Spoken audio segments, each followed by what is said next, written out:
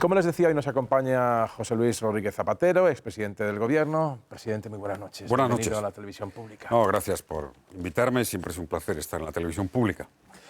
Las encuestas de hoy no son muy favorables para la reedición de un gobierno socialista. ¿Es posible darle la vuelta en 33 días, 33 que quedan? Tenemos el resultado de las elecciones municipales y autonómicas, que obviamente es una encuesta poderosísima. El Partido Popular nos superó por 3 puntos. 3 puntos son perfectamente remontables. Pienso que el Partido Socialista ha demostrado en más de una ocasión que es capaz de hacer esa remontada. En mi opinión, la clave es que pongamos encima de la mesa, expliquemos con rotundidad esta especie de burbuja antisanchista que se ha creado con insidias y mentiras. Es curioso, es un país en el que no hay sanchismo, porque no hay una deformación de una manera de hacer política, y se ha creado un antisanchismo, acusándole de mentiroso, de hacer todas las... con un ataque ad hominem, personal, como quizá no recuerde a un líder político en mi país. Y he sido presidente de gobierno y he recibido críticas y recuerdo muy bien. ¿Sabe por qué es ese ataque ad hominem? ¿Por qué han ido a intentar atacarle en todo lo que sea en el terreno personal?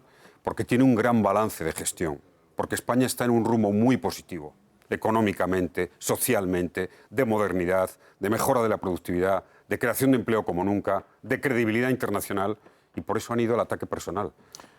Es así, y por eso Feijóo no quiere debatir. ¿Pero por qué? ¿Y por qué no se ha desmontado antes?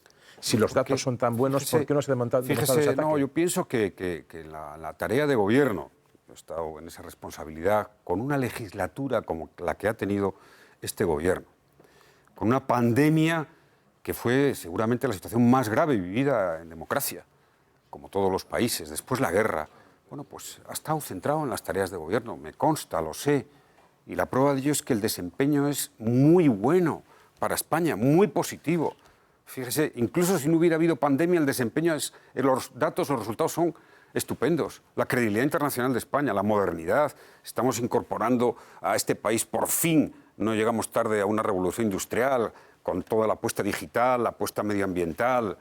Ver los datos de empleo, en los 5 primeros meses, 470.000 empleos afiliados a la Seguridad Social, con un dato que nunca había pasado, que el 20 y tantos % son empleos de alta calidad en el sector científico, innovador, tecnológico. Bueno, ha estado concentrado en eso. Y se ha visto, yo lo he visto en esta campaña, ya ha sido la culminación, cuando han empezado, ¿no?, todo, derogar el sanchismo. ¿Pero qué es eso, derogar el sanchismo? ¿Pero qué? ¿Derogar que la subida del salario mínimo interprofesional, la mejora de las pensiones, los empleos que se han creado, las leyes en favor de la igualdad, la consecución de los fondos europeos, los avances en competitividad de nuestra economía, que está cada vez exportando más? ¿Qué es eso?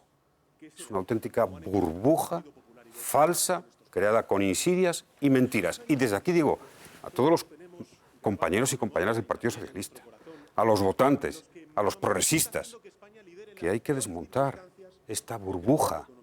Fíjese, cada vez que sale le acusan de haber incumplido promesas, mentiras. Es decir, oiga, pero vamos a ver. Todo gobernante cambia de opinión. ¿O acaso no lo hizo Felipe González con la OTAN? Y seguramente acertó. ¿O acaso no lo hizo Aznar de pasar de Pujol, enano habla castellano, a pactar con CiU, ceder el IRPF, la gestión del tráfico? Ah, ¿cambió de criterio? Sí. ¿Fue bueno para España? Seguramente. ¿Y Rajoy? Rajoy dijo que iba a bajar todos los impuestos y los subió todos. Dijo que iba a derogar todas mis leyes de derechos civiles y no derogó ninguna.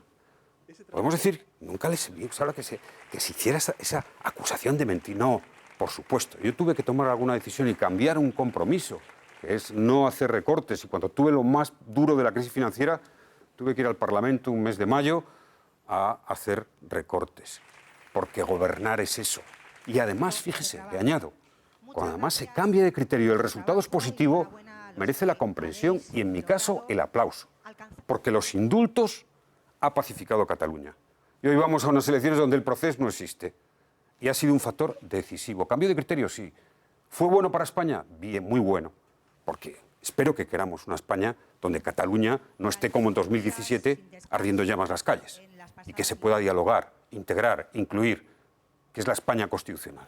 Pero si es una burbuja, entendemos una pompa de jabón, en teoría es Sí, ya lo estoy pinchando yo aquí. Es fácil, la está pinchando Sí, aquí. absolutamente. La está pinchando aquí la burbuja. ¿Pero por qué no se pinchó antes? Un presidente que ha cambiado de criterio, y lo ha explicado, y lo ha reconocido, se le acuse de las mayores maldades y se le satanice. ¿Por qué es el ataque a Zóminen? Insisto, que hay que explicarlo. Pero esto no es de ¿Por ahora, qué le atacan presidente? Personalmente? No. Pero esto no es de ahora, lleva unos años. Ha habido un increscendo, pero ahora se ha visto que solo tienen eso.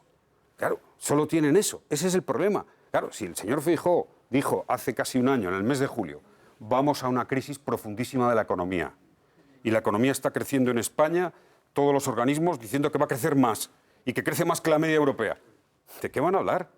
Tienen que hacer el ataque personal, a Zóminen, de generar desconfianza hacia el presidente del gobierno. Y esto es así, con mentiras además. Yo lo viví también, en parte, no con tanta dosis, por eso me siento muy solidario, pero muy solidario. Porque cuando decían de usted, por ejemplo, que sí, por ejemplo, que había entregado a Navarra, por ejemplo, y sacaron a la gente a la calle. ¿Y ahora qué? ¿Y qué? Se acabó ETA y Navarra está donde está. ¿Y qué? ¿Y quién repara eso? Yo dije que era mentira. Y además que lo sabían, Igual que con Bildu, estamos exactamente lo mismo que con Bildu. Hombre, el señor que es el portavoz del PP del Senado tiene una declaración diciendo textualmente, hay mucha gente que procuró la paz en Bildu, otras no, y hay que hablar con todo el mundo. ¡Ah! Pero no queríamos una democracia en la que los que fueron enemigos matando y por la que luchamos todos juntos fuera una democracia en la que incluso aquellos estuvieran integrados. Pues sí, eso es la democracia, eso es la Constitución. Fíjese, el espíritu de la transición es eso. El espíritu de la Constitución es eso. No hubiera habido reconciliación en España si no hubiera habido generosidad. Esa es la grandeza de la democracia, que integra e incluye hasta aquellos que han sido sus enemigos. Solo una cosa, si este argumento que está usted utilizando de que desde la oposición al gobierno se puede cambiar la mirada de los problemas que tiene un país, y usted lo ha pasado... Si no, sería increíble. O sea, te encuentras con una pandemia o una crisis financiera que nunca piensas que fuera así, o Aznar descubrió Cataluña. Pero si es así... Y Felipe González entendió que era mejor para España. Oiga, aquello sí que era un compromiso solemne, no lo siguiente. Pero Felipe González, seguramente acertó. Pero Felipe González explicó durante esa campaña electoral los motivos del porque cambio. Había un referéndum, ¿no? Bien, le pregunto si el gobierno, usted está poniendo en el lado positivo todo lo que ha conseguido en un escenario tan adverso. No, es que es inobjetable. Perfecto, ya me ha quedado claro, pero... ¿cómo no ha asumido más la necesidad de voy a explicar los 2 o 3 puntos en los que he cambiado de opinión? El problema es el ataque personal que se ha hecho a Zóminen. Muy destructivo, muy poco aconsejable en democracia. Para mí, muy triste. Muy triste oír a los partidos que presumen de constitucionalismo decir España o Sánchez, porque es casi como querer excluir de España a la mitad de España. O más. Esto es muy triste, muy lamentable. Yo viví, sí, que quería acabar con España también. Y ahora recuerdo a todos los que viviendo en aquella etapa, que hay mucha gente de mi generación, que piensen. No se lo creyó la gente, por eso obtuvimos una mayoría amplia en 2008. Pues ahora es lo mismo. No se lo crean. No se lo crean, no ha habido ninguna cesión. Y tenemos un país que está con gran cohesión social.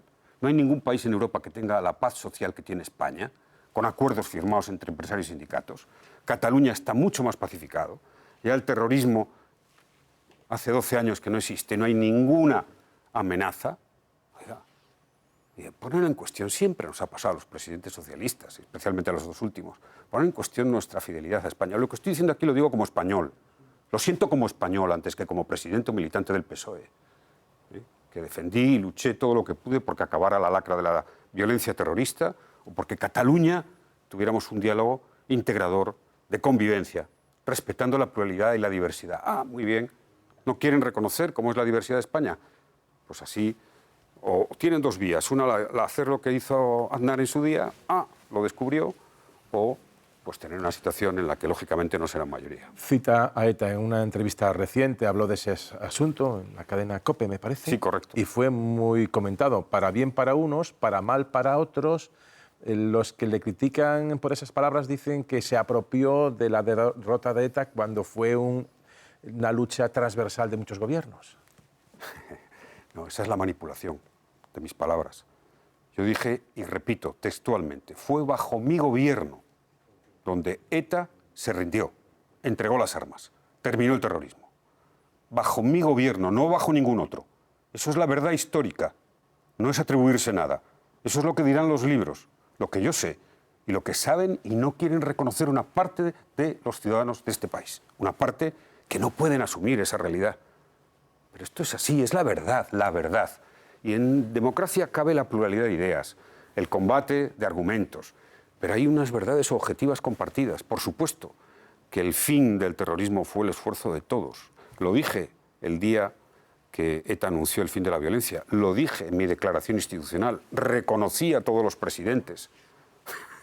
Y fíjese, la derecha, el único que no ha reconocido es al presidente que de verdad estaba haciendo la parte final del fin del terrorismo. Esta es la verdad. Es como ahora, cuando al presidente Sánchez, el debate del Ayuntamiento de Barcelona, de la lealtad. Lealtad lo que hizo Sánchez, apoyando el 155, para que Cataluña, después de los actos que había protagonizado, estuviera bajo la Constitución. Lealtad lo que hice yo, firmando el pacto antiterrorista con Aznar, dándole todo el apoyo. Eso es lealtad. Cuando cuesta de verdad hacer una cosa.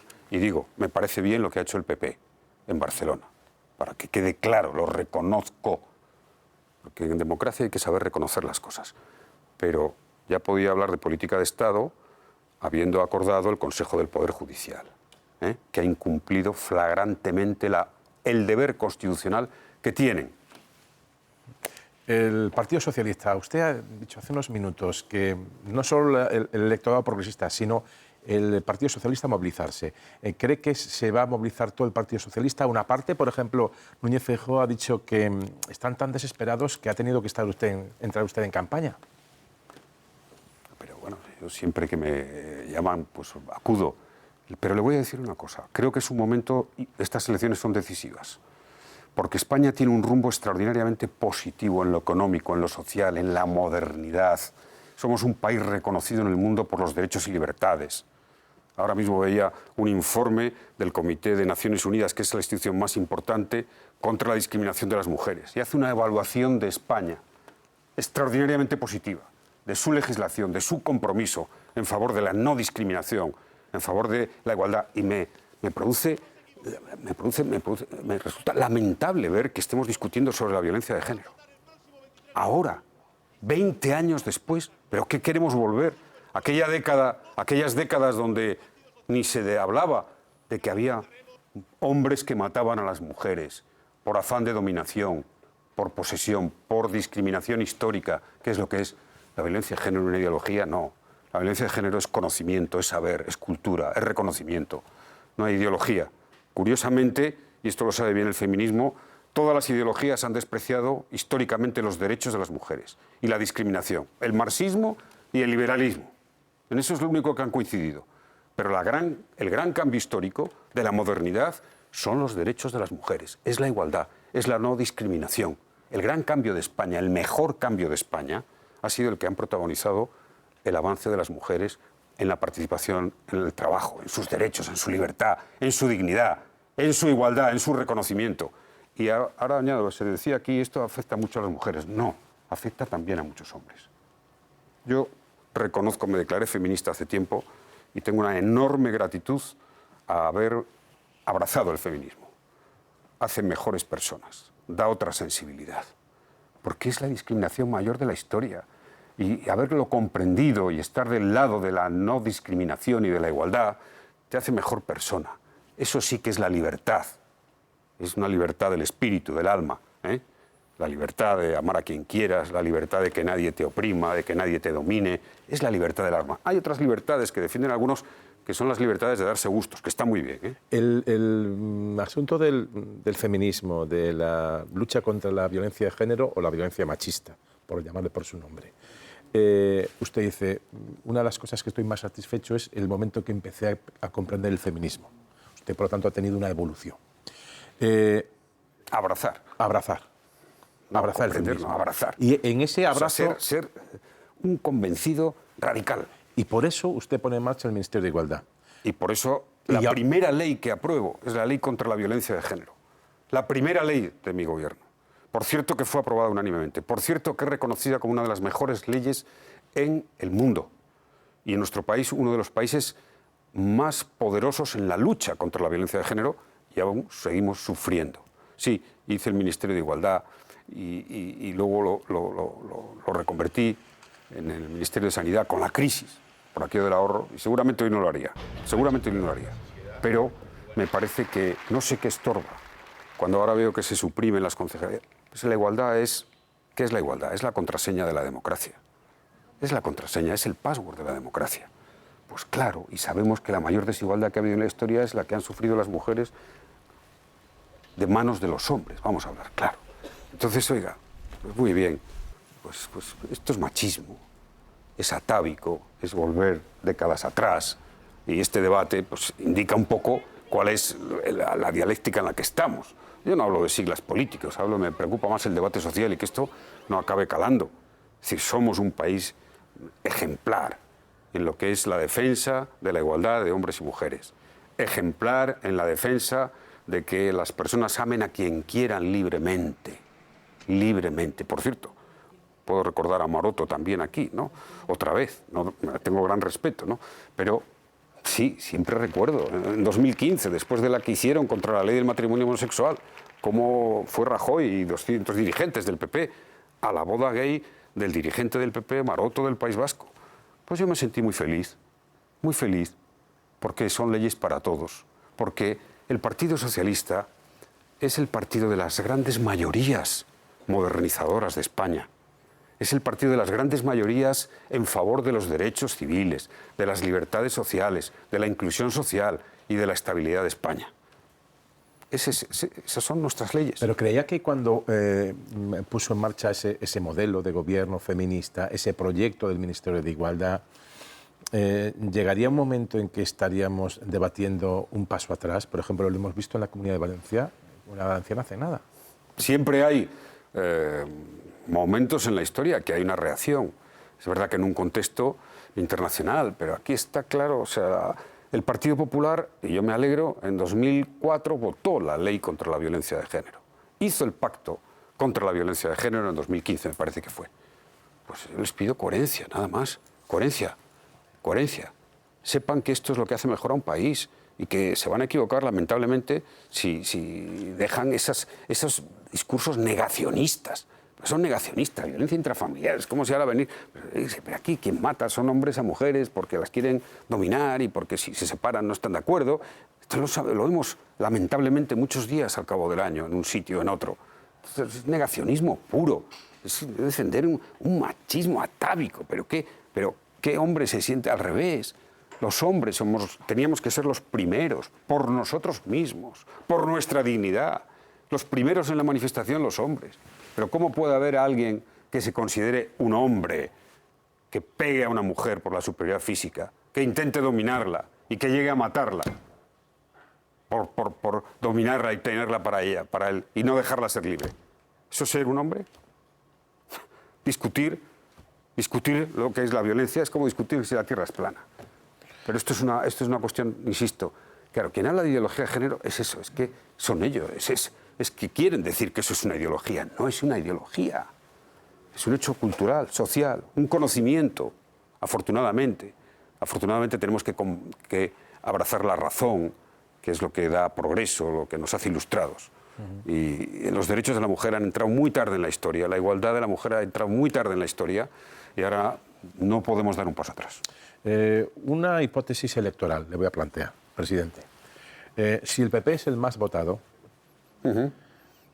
pero es el PSOE la segunda fuerza y consigue fuerzas suficientes en el Parlamento para formar gobierno, debería intentarlo, aunque aquí las tensiones tectónicas político-mediáticas sean las que se pueden imaginar. Pues si es que hemos vivido, es que parece que se olvida el recordatorio de cómo empezó esta legislatura, que es importante también para esto de los pactos y todo esto. Hubo unas elecciones y se repitieron. O sea, Pedro Sánchez, que ganó las primeras, ganó las segundas, buscó una mayoría más amplia. Y los ciudadanos dieron el espectro que dieron del Parlamento. Y tuvo que buscar una mayoría. Por cierto, para formar el primer gobierno de coalición, cuyo desempeño en los hechos es mucho mejor, como era previsible, que en la gestión, porque ha habido dificultades. Objetivamente, hay que reconocerlo objetivamente. Creo que una vez que se ha conformado Sumar, si fuéramos a ese escenario nuevamente, ya unido, todo unido en una fuerza política, pues el gobierno de coalición tendrá un nuevo rodaje y una nueva etapa. Pero tendrá que ser quien tenga la mayoría parlamentaria. Es que eso es así. A mí cada vez que el PP y Feijóo han venido diciendo desde hace meses que vote la lista más votada, ¿no? Es lo que dicen, gobierno la lista más votada. Ah, ¿y en Castilla y León hace 4 años? Ah, ¿y en Andalucía la última vez que se presentó Susana Díaz? ¿Por qué no lo dejaron? Si es que hay que, para ser creíble, hay que hacer hechos, ejemplos, porque es que si lo hubieran practicado una sola vez, yo sería creíble. O sea, que eso me parece, oiga, si tú lo propones para hacer un trato, eso es otra cosa. Trato o truco, ¿no? O sea, truco. Porque yo, si de verdad fuera un convencido que tiene que votar la lista más, que tiene que gobernar la lista más votada, lo cumpliría el primer día. No tengo ninguna duda. Si eso forma parte de una convicción política irrenunciable. Pero en un sistema parlamentario, pues será el que tenga la capacidad de formar gobierno. Eso es así. Y, lógicamente, nosotros, Pedro Sánchez y el Partido Socialista va a intentar tener la mayoría que pueda y la mayoría para formar gobierno. ¿Usted cree que lo va a conseguir? Yo creo que lo va a conseguir.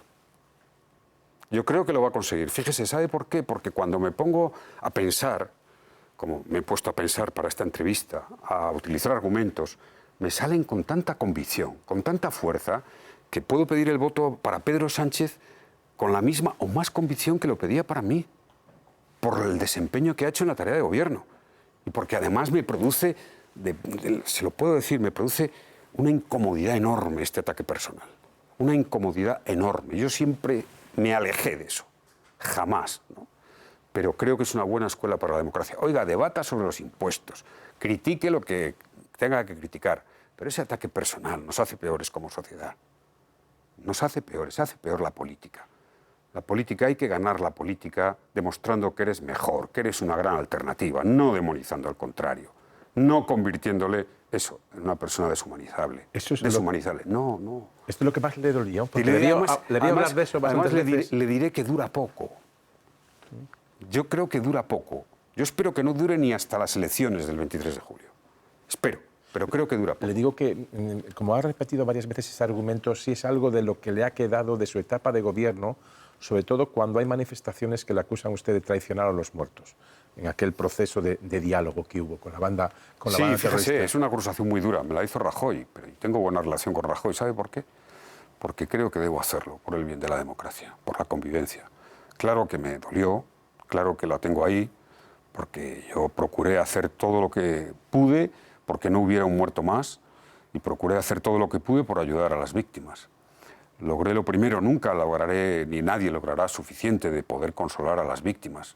Pero fíjese que siempre que iba a un funeral, a los que tuve que acudir como líder de la oposición, como presidente del gobierno, las familias de las víctimas, los amigos, siempre me decían una frase: a ver si es el último, a ver si es el último. Eso nos consolaría. Bueno, lo logramos y por tanto, sí, jamás podría yo decir una frase así de un rival político, jamás. Es mi educación democrática, es mi convicción de los valores, son mis principios y quiero además que los ciudadanos, que los más jóvenes vivan esos principios. Yo respeto a todos los que han sido mis contradictores en política, les respeto, procuro, insisto, incluso superar aquellas cosas que me han dicho. Y muchos de ellos me critican, ¿no? Una vez me pasó una anécdota que un dirigente del PP me criticaba, me ponía a parir públicamente, y un día le encontré en un acto una dirigente. Le dije: oiga, ¿pero por qué me pones así si nunca, ni siquiera hemos hablado una vez? Y me dijo: tienes razón, presidente. Y ya no lo volví a hacer. ¿Pero por qué vamos a tener que estar en esa demonización? Es que lo que veo yo con el presidente Sánchez no lo he visto nunca. Es lo más injusto, agrio y negativo, insisto. Porque quien mueve esos hilos, quien induce a ese discurso, sabe que es débil en sus argumentos, en sus convicciones.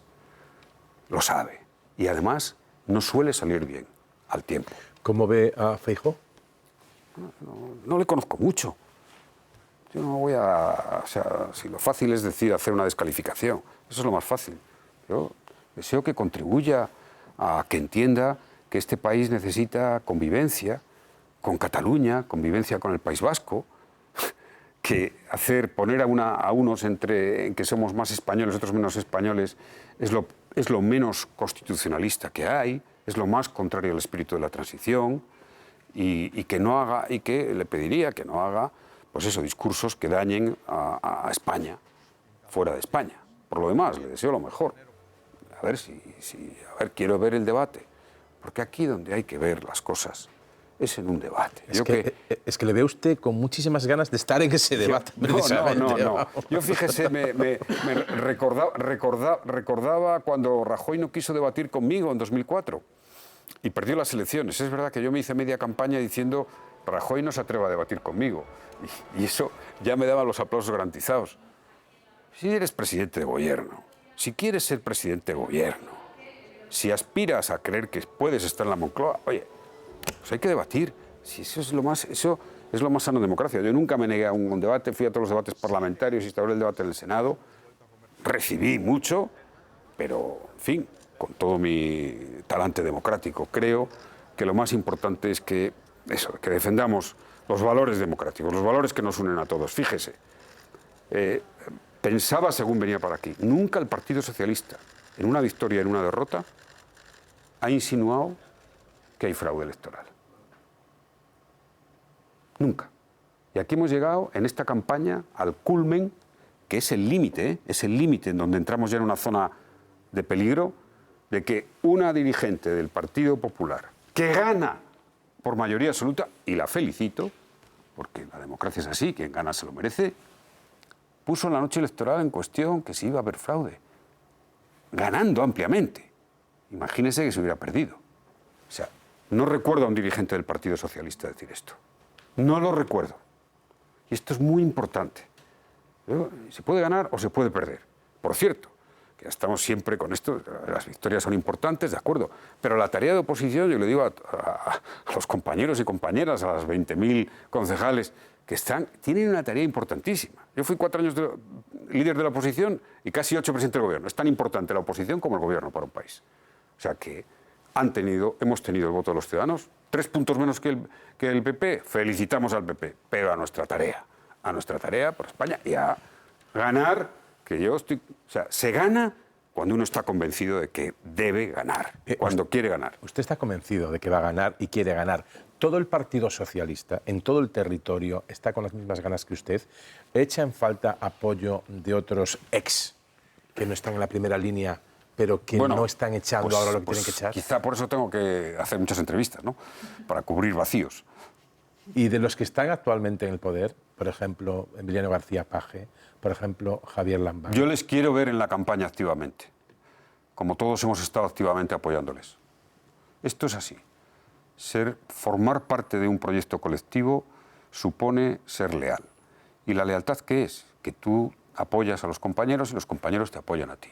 Yo me siento con un inmenso deber con mi partido, porque me apoyó nada más y nada menos que para ser presidente de gobierno. Y si me llaman de Benidorm, voy a Benidorm a apoyarles. Y si me llaman de Lugo, voy a Lugo a apoyarles. Creo que eso es una buena escuela. Creo que si el partido tiene 144 años de historia es porque ha tenido miles y miles de militantes así. Lo aprendí desde muy joven. Y se siente uno muy bien siendo leal. O sea que yo quiero ver a todos los dirigentes del Partido Socialista haciendo esta campaña. Ha utilizado una palabra hace unos instantes cuando hablamos de poner en cuestión el resultado electoral. Por cierto, en 2004 hubo algún dirigente en ese momento del partido en el gobierno, en el Partido Popular, que deslizó alguna duda sobre la limpieza de la victoria electoral. Bueno, fue peor. Las dudas se deslizaron durante meses, casi años, sobre el trágico atentado del 11 de marzo, 3 días antes de las elecciones, y cómo se había gestado aquel atentado y quiénes había. Fue mucho peor, mucho peor. Yo por prudencia, intenté ser prudente, tuve que ir a comparecer en una comisión de investigación, pero ya allí se apuntaban maneras de la capacidad de insidia que puede haber en las democracias incluso, en fin, recordáramos, ¿no?, lo que fue todos los atentados del 11M. Yo procuro que eso, en fin, quede en el pie de página de la historia. En el pie de página de la historia, como lo de los muertos, pie de página de la historia. Vamos a poner las cosas en positivo, que superamos aquella tragedia durísima, sin que aquí hubiera ninguna reacción de islamofobia, sin que diéramos ante el mundo una reacción negativa, sino dimos una reacción solidaria, respetamos el Estado de Derecho, condenamos a los culpables y seguimos adelante. Ese es el país que yo soñé cuando a los 18 años tuve la fortuna de votar la Constitución y de hacer esa transición. ¿Se parece mucho el país que soñaba mi generación al que tenemos? Sí, en grandes conquistas. Ver a un presidente que tiene el peso que tiene en Europa y ver que se nos considera un país europeísta y moderno y avanzado, que exportamos derechos, ¿no?, y no carcundia, como estuvimos exportando durante tantas décadas, pues sí, creo que se acerca bastante a lo que soñamos una gran generación de jóvenes que tuvimos la posibilidad de vivir la democracia desde la mayoría de edad. Pero puede estar en cuestión ese modelo en estas elecciones, no solo para un periodo corto de tiempo, sino para más amplio. Hace usted un momento utilizaba la palabra peligro, cuando decía que cuando se cuestiona la limpieza de un resultado electoral, entramos ya en zona de peligro. ¿Qué zona de peligro es esa? Todavía, o sea, vamos a ver, ha habido síntomas preocupantes, no estamos en zona de peligro, porque afortunadamente una de las grandes virtudes que tiene nuestra democracia, que lo valoramos poco, porque tenemos la tendencia a valorar poco las grandes cosas que tenemos como país, se nos reconoce más fuera, es que nuestro sistema electoral y la aceptación de los resultados ha funcionado siempre, con poquísimas excepciones. Y además se conocen rápido los resultados, nadie los cuestiona. O sea, gobierne quien gobierne. O sea, la administración electoral fue una de las grandes conquistas de cómo se concibió. Bueno, porque veamos Estados Unidos. Estados Unidos tiene una crisis política gravísima y por tanto social. Porque es que hay un 70% de los que votaron a Donald Trump que creen que hubo fraude. Y está ahí la situación. No sabemos qué va a pasar en las próximas elecciones. Es una democracia amenazada. Amenazada porque hay una parte de la sociedad que no la reconoce. Entonces, por favor, creo que todos los partidos políticos, los líderes que han tenido el desliz de invocar eso, yo les pido que sean más prudentes, que sean más responsables, que quieran más a España y a su democracia. Porque, fíjese, aquí no hay fraude, porque los ciudadanos son maduros, democráticos, profundamente democráticos. Se ve en las mesas electorales, oye, todo el mundo sabe que hay interventores de todos los partidos, funciona todo adecuadamente, que no haya políticos que inciten a lo contrario. Estamos viviendo una ola conservadora en España, en el mundo y sobre todo en España, en Europa y en España. ¿Esto tiene relación con la posibilidad de que, digamos, el poder mediático esté basculado más hacia un lado que hacia otro? ¿Usted cree que tenemos unos medios de comunicación equilibrados izquierda y derecha? Yo no diría que hay ciclos, la democracia es alternancia, hay ciclos. Bolsonaro perdió, Trump perdió, eran los dos grandes representantes de esa nueva derecha, populista, negacionista, en fin, histriónica, pero en todo caso muy negativa para las democracias. No, a mí lo que me preocupa es la derechización de la derecha. O sea, eso es lo que me preocupa. Eso es lo que me preocupa que se produzca, que ese instinto conservador, hoy leía un artículo sobre Francia, de cómo los republicanos, los de Macron y los de Sarkozy dudan qué hacer con Le Pen, ya está abierto. Afortunadamente he visto la declaración del líder de la democracia cristiana alemana, contundente, creíble, y desde aquí le felicito porque es además Alemania, diciendo que jamás con Alternativa por Alemania, que se sitúa ya en el 17-18%. Bueno, esto me parece extraordinariamente positivo. Sí, hay una derechización de la derecha y hay un recreamiento de conceptos como esto del machismo, como el negacionismo, las locuras del globalismo, de que Soros está controlando el mundo, la negación del cambio climático, que es completamente atávico, irracional. Y eso se va a demostrar. Por tanto, creo que va a durar poco. ¿Qué hace las sociedades donde expanden su fuerza? Las paralizan, incomodan las sociedades, las hacen entrar en una fase de dudas, pero yo tengo y por supuesto en la democracia española tengo una fe absoluta. hemos superado todos los grandes problemas. Esta es una sociedad solidaria, democrática, muy democrática, que ha abrazado los valores de la igualdad. Tenemos ahí grandes ejemplos de lo que hemos hecho y lo que somos capaces de hacer. Una última cuestión por mi parte, antes de empezar con el turno de preguntas de los miembros de la mesa de análisis. Empezaríamos por Ainhoa Martínez Hoyos. Hemos hablado del Gobierno, del PSOE, del Partido Socialista, al que ha apelado usted a esa movilización histórica de todos y que nadie se quede en casa. Y además a los votantes que han votado normalmente al Partido Socialista, que piensen que este es el partido que ha dado estabilidad a España, que le ha modernizado, que tiene ahora un rumbo de modernización, que le ha desarrollado derechos y que ha garantizado la cohesión. Ya no voy a decir que terminó con ETA, porque sé que a algunos les puede provocar sarpullidos, pero o que ahora ha conseguido que el proceso en Cataluña, ya casi no sé, sí, es el partido de las mayorías democráticas que quieren un país que progrese, moderno, estable. Hombre, si tuviéramos 150 escaños sería más estable todo, claro. Pero bueno... Ya que dice un número, ¿a qué número de diputados cree que pueda aspirar el PSOE? No, el PSOE... Es decir, mire, las elecciones ahora se caracterizan por una cosa, que las últimas fases del tal son decisivas, pero no voy a dar una cifra. No voy a dar una cifra porque si no hago un titular fácil y no me gustan hacer titulares fáciles, ya he dado algunos hoy. Bueno, pues entonces una última cuestión. Hemos hablado del Gobierno, del PSOE, de la derecha, de la extrema derecha. Le quería preguntar por la izquierda, a la izquierda del PSOE. ¿Cómo cree que debe ser, después del ruido que ha habido interno por las listas y la exclusión de Irene Montero, de Echenique, cómo tiene que ser, digamos, ese modelo de izquierda, la izquierda del PSOE? Porque también en cierta medida pueden ser vasos comunicantes y lo que chupe uno, digamos, va del otro. Es decir, ¿cómo se plantea desde el PSOE una campaña sabiendo que es imprescindible que Sumar sume, pero al mismo tiempo que tenga que calar o pescar votos en el caladero de la izquierda? ¿Cómo ve el proyecto de Yolanda Díaz? Yo tengo un gran respeto por lo que vota cada ciudadano. Por eso siempre cuando, oye, pues no gana el PSOE, pues venga, animo a hacer una oposición brillante, que por cierto tiene su mérito. Y los ciudadanos saben cuál es básicamente el mapa político, ¿eh? Yo creo que, como antes decía, me parece bien que ese votante, esos votos que hay a la izquierda del PSOE, estén unidos, estén organizados, tengan cultura profunda de organización, de gestión, de estabilidad. Pero los ciudadanos saben que el partido que tiene fuerza para ganar al conservadurismo, que además ahora es un conservadurismo muy arcaico por los debates que vemos, es el Partido Socialista, es quien tiene fuerza para ganar. Pero, por supuesto, respeto a todo el que opte por votar a la izquierda o a votar a otras fuerzas. ¿Sería más fácil gobernar, o será, si dan los números, con Yolanda Díaz de vicepresidenta que en su momento con Pablo Iglesias?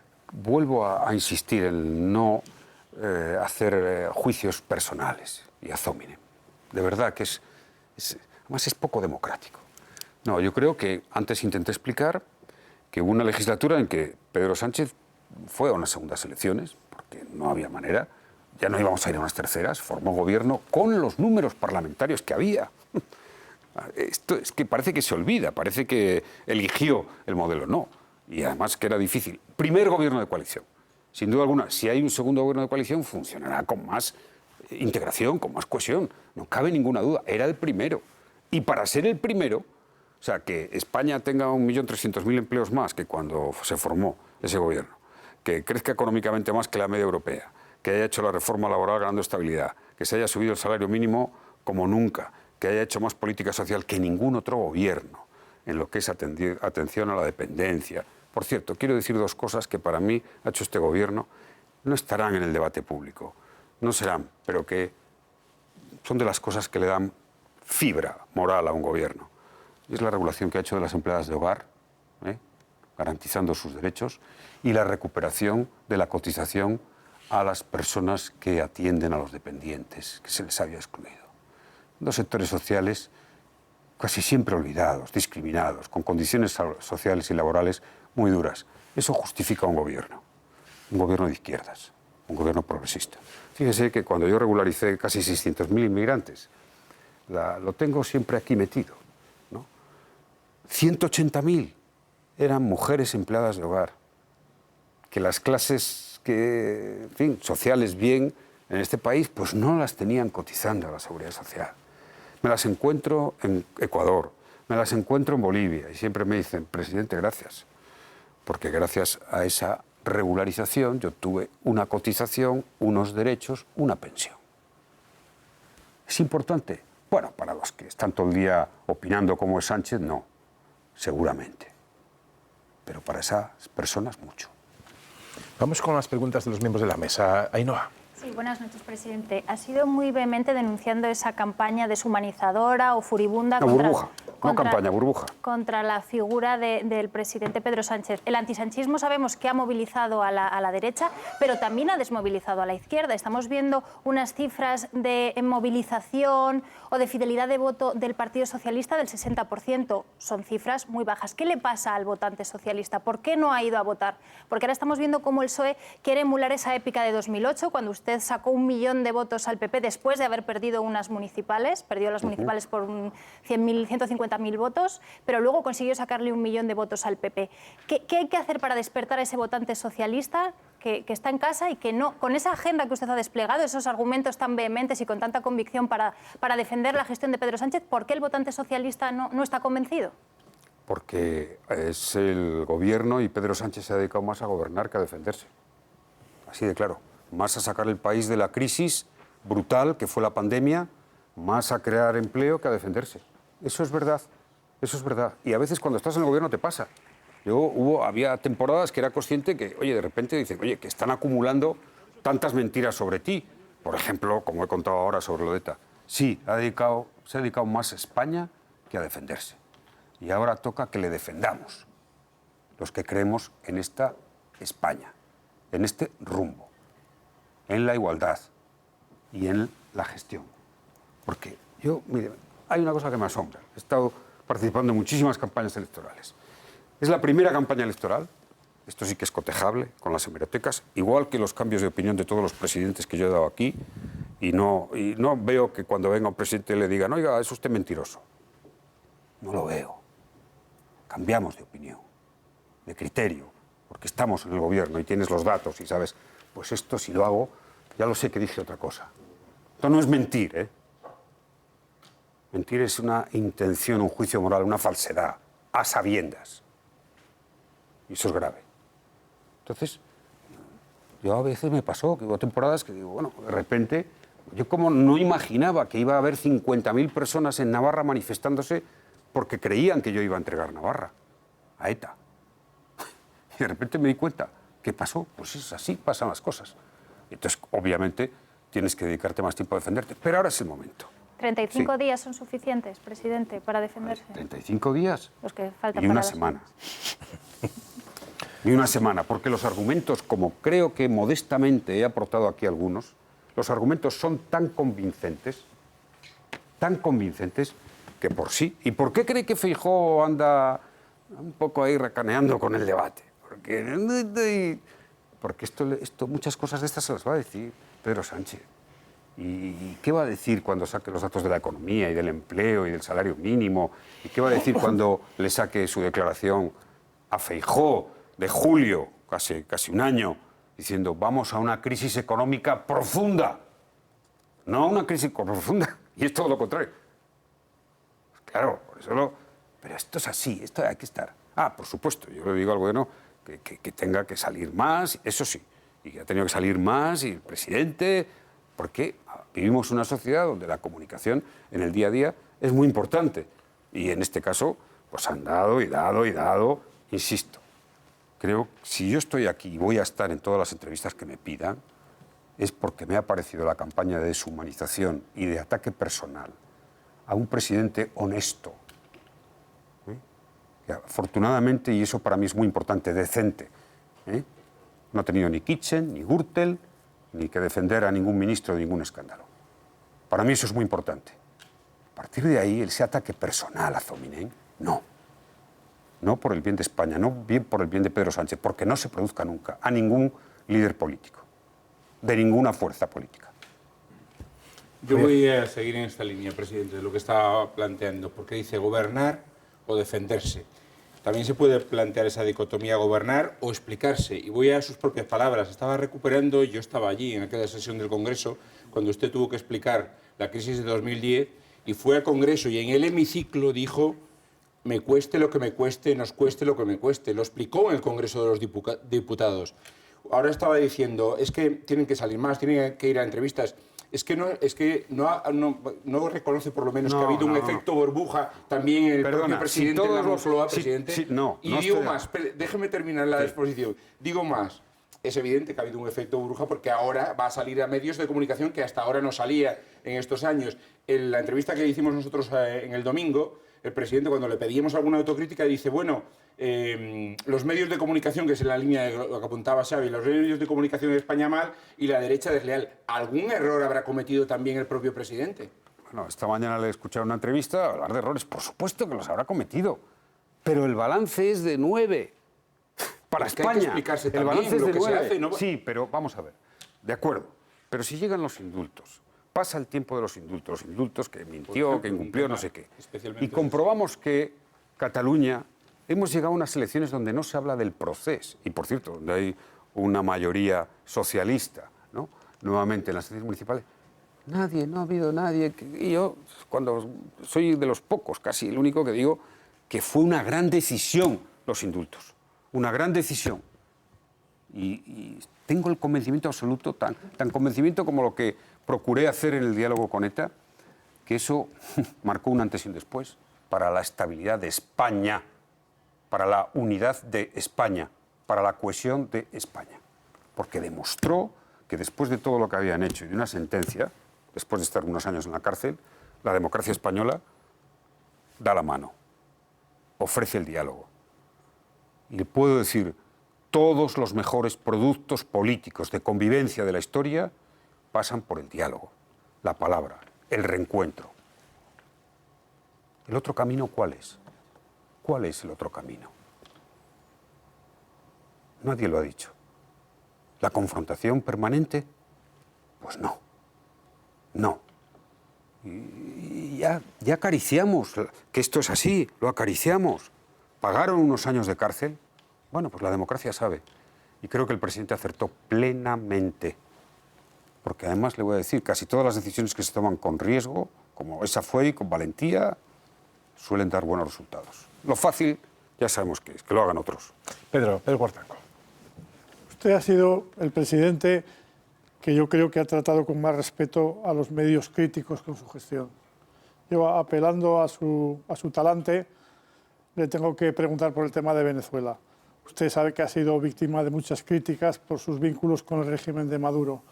En algunos momentos ha dado la impresión, a mí me la ha dado, de una cierta complacencia con un régimen que no respeta los derechos humanos. Entonces, me gustaría que explicase a los oyentes, aprovechando esta ocasión, qué es lo que usted está haciendo en Venezuela.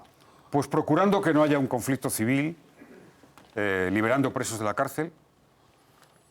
Sí, incluso algunos han venido a España, me les he traído a España, en torno a un centenar de presos he liberado. Una tarea callada, de la que, bueno, como no tengo ningún objetivo político, la hago por un compromiso que adquirí, que me comprometí en el año 2015, y esa es mi tarea en Venezuela, esa ha sido mi tarea. Afortunadamente no hemos llegado a un conflicto civil que estuvo a punto.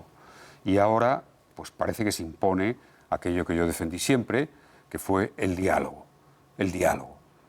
Mire, puedo decir una cosa, a lo mejor otros tienen otra experiencia. Las mejores cosas que yo he conseguido en política, las que creo personalmente, que creo las mejores que he conseguido en política, ha sido a través del diálogo y de la palabra.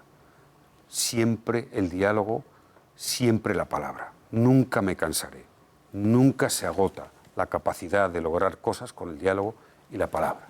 Y en Venezuela, afortunadamente ahora podemos ir a unas elecciones en 2024, creo que sí, donde espero que todo el mundo tenga las buenas condiciones y podamos salir de un país que ha estado en una situación muy difícil, donde se han cometido muchos errores, en mi opinión. Pero bueno, sería otro tema. Pero esa ha sido mi labor. Y a partir de ahí, pues, oiga, mire, yo que a mí me han llamado castrochavista y todo, pero me da igual, ¿sabe? Me da igual, sinceramente lo digo. Sé muy bien cuál es mi trayectoria. Me han conocido aquí los españoles como presidente del gobierno, intentando respetar a todo el mundo, ser un demócrata, respetar las leyes, los tribunales. Por tanto, a partir de ahí, al revés.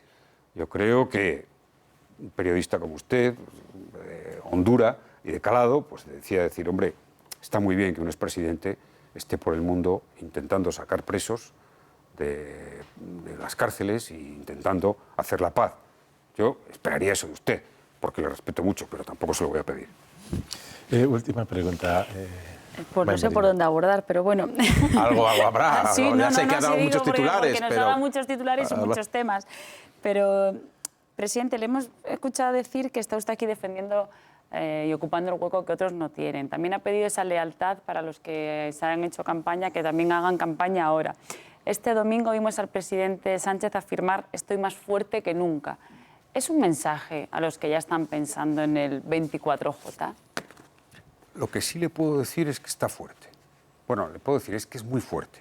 Es muy fuerte y es una de las cosas que en fin, que tiene una cualidad que es muy difícil. Yo me considero una persona también fuerte. He aguantado mucho políticamente y demás. Y para liderar un partido, es presidente de gobierno, que es muy fuerte. Él es muy fuerte, muy determinado. Tiene una gran moral. ¿Sabe por qué está fuerte? Porque tiene la conciencia tranquila. Nadie está fuerte si no tiene la conciencia tranquila. Y Pedro Sánchez tiene todos los motivos, y lo sé muy bien, para tener la conciencia tranquila, porque ha gobernado pensando en el interés general. Quizás se tenía que explicar más, puede ser, siempre, a mí me pasaba lo mismo, ¿eh?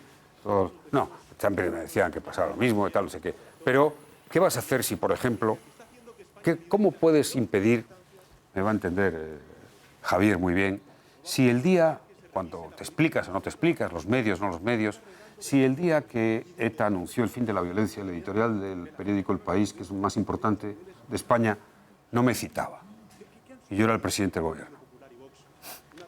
¿Necesita eso alguna explicación? La desconozco. Ah, pues eso fue así.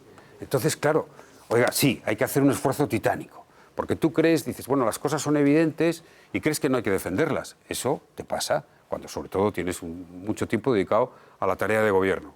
Pero está fuerte y claro, ahora se va a defender y a explicar. Pero entonces, si estuviera todos los días en los medios de comunicación, hubiéramos dicho que está todos los días en los medios de comunicación y no gobierna. Casi seguro, vamos a ser objetivos. Bueno, de acuerdo, podría haber estado más, de acuerdo. Pero creo que es el presidente que más veces ha comparecido en el Parlamento, que más conferencias de presidentes ha convocado. Un presidente que se ha sometido al control político. Con los medios, pues sí, de acuerdo. Bueno, pues que recupere ahora el tiempo y ya está. Y que dé todas las entrevistas porque los argumentos los tiene. ¿Sabe? Insisto, está fuerte porque tiene la conciencia tranquila. A usted no se le ve débil, ¿eh? Tampoco, digamos, estos 50 minutos que nos ha dejado aquí son, digamos, para revisar, porque se lo ha visto con muchas ganas, o sea... Pero ¿cómo no te voy a tener ganas si sé que este país, después de lo que ha sufrido, por primera vez está acariciando superar el problema del mercado de trabajo, de llegar a cifras de empleo parecidas a la media europea, superar la precariedad, crecer con competitividad tecnológica y además socialmente ser de los mejores del mundo y en derechos y libertades? ¿Cómo no? Y afortunadamente no tenemos terrorismo y yo creo que las pulsiones independentistas están muy abajo. Por tanto, claro que sí, es que me gusta mucho este país, me gusta que este país vaya bien, me gusta que la democracia sea de juego limpio, no ataques personales, me gusta. Pues ahí lo dejamos, presidente, que ha sido un placer tener aquí en la televisión pública esta noche. Muy buenas noches. Gracias. Bueno.